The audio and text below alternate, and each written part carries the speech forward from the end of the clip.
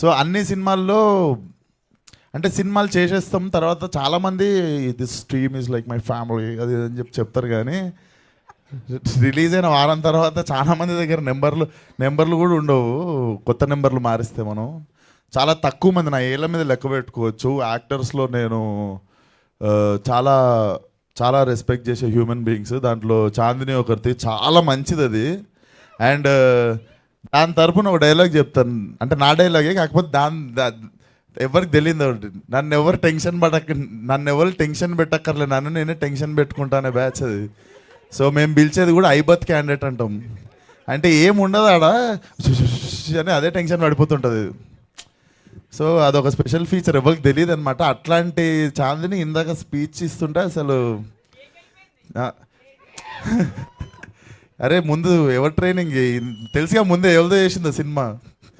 అక్కడ ట్రైనింగ్ తిరుపతి కదా నాన్న, నువ్వు ఫస్ట్ టైం అట్లా నోరు తెరిచింది.